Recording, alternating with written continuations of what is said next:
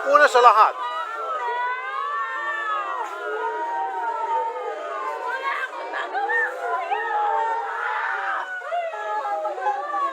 napuno ng puot at hinagpis ang bahay ng pamilya Gregorio pagdating kagabi ng mga bangkay na mag-iinang Sonia at Anton.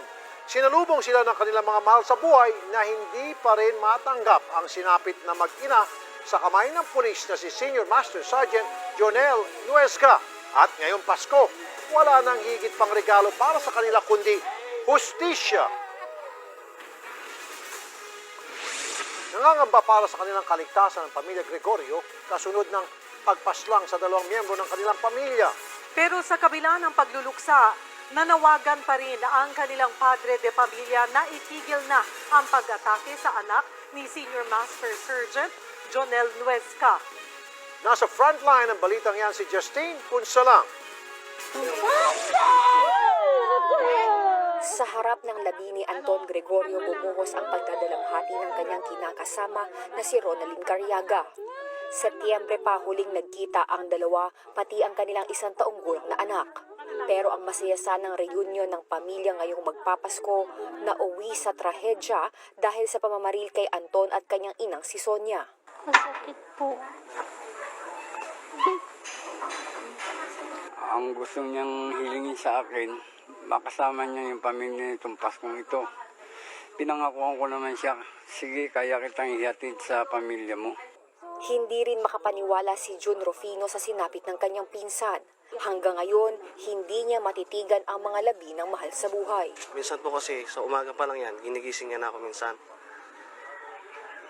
Niloloko niya ako, kape, ganyan po siya. Ano pinakamamimiss mo sa kanilang dalawa? Yung minsan yung niyayakap po niya ako, hindi ko alam.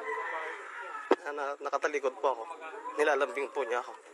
Kwento pa ni June, may plano dapat silang magpipinsan ngayong Kapaskuhan. Actually po talagang nakakuhan kami nitong, lalo na po nitong magbabagong taon, napag-usap-usapan po namin lahat ng magpipinsan na dito po kami magsasalo-salo. Dito rin po sa compound din po nila. Kasabay ng pagdadalamhati, nangangamba rin ang pamilya Gregorio para sa kanilang seguridad. Baka raw kasi balikan sila ng mga kaibigan ni Nuesca. Ang hinihiling ko lang talaga ang proteksyon ng pamilya ko, buong pamilya namin. Dahil hindi namin alam kung ano ang hinatnan. Malay nyo, may mga kasamahan palang ano yan. Bawian kami, hindi namin alam kung sino ang kalaban. Sa kabila ng pagluluksa sa pagpaslang sa asawa at anak, nagawa pa ring makiusap ni Tatay Rufino para sa anak ni Nuesca. Dapat daw ay itigil na ang ginagawang pag-atake sa minor de edad online, lalo't wala pa raw sa wastong pag-iisip ang 13 anyos. Sana naman po, iyan ninyo yung pagbabasa nyo na kasi masakit din sa kanila yun kahit na ganun. Kasi bata yan na kulang naman pag-aaruga ang inano ng magulang sa kanya. Kaya ganyan ang naging turing ng batang yan. Nakita niya na parang tama ang ginawa ng ama niya. Yan ang mali sa magulang na parang lahat ng kamalian itinatama niya sa anak niya. Dumating kanina sa burol ang mga taga-PNP Internal Affairs Service para simulan ang investigasyon sa kasong administratibo laban kay Nuesca. Ito po ang kaso nito ay isang test case na tatapusin ko po ng 30 days. Kasi alam nyo po ang kaso ng administratibo ay napapatagal, no? Kaya binabago po natin kasi may tatawag tayo justice denied, justice delay.